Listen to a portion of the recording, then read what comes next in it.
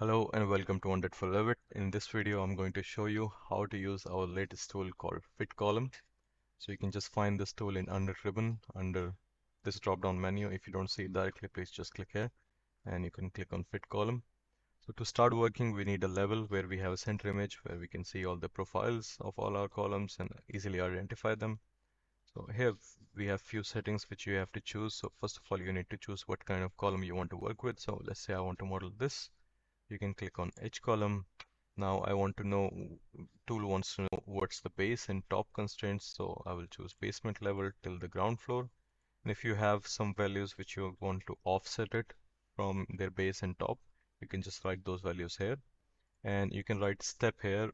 Step is for change in what will be the steps in changing of sizes. So let's say it will change in increment of 10 millimeter right now. So it will be 10, 20, 30, 40, 50. It won't be 53 millimeter, 55 millimeter and all these things. Uh, then you can click here also if you want to define depth with first 2 points instead of width. But anyways, let's just turn it off now and let's click on start modeling. And so first 2 clicks are for width and third one is for the depth. Same, let's find another one, but let's do it other way around. So we'll click first 2 points for depth and then third one for width. But as we see, the orientation is wrong, so you can just press once, escape, and you can click on toggle last column and it will be changed and the orientation will be changed. So if you want to change settings in between while you're working, you can just press escape once and change the settings and just start modeling again. So let's say now I have some rectangular columns in this plan, so I can just go click on rectangular columns and start modeling. Let's find them. So I see one here, first point, second point, and the third point. Uh, 1, 2, and 3.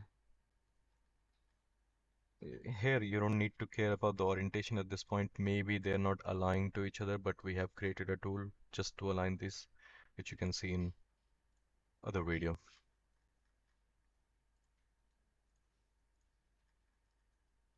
Here I see we have some round columns. So for this, let's press escape once. Let's change the settings, choose round column and start modeling. For round columns, we don't have width and height or depth. So we just need to click 3 random points on the arc. So 1, 2, and 3. Same here, 1, 2, and 3. And this is how you can speed up all your work in columns. You don't need to create new types. If you'll select, let's say, our model elements, the names will be automatically generated based on what was the base file and how the naming standard was set. It identifies itself and you can always change these settings.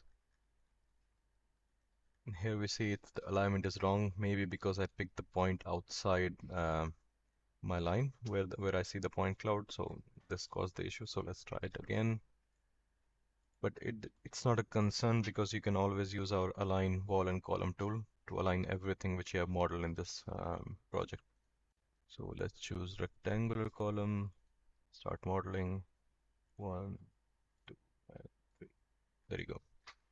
So I hope you like this tool. Please find next video where you can see align wall and column tools. Thank you.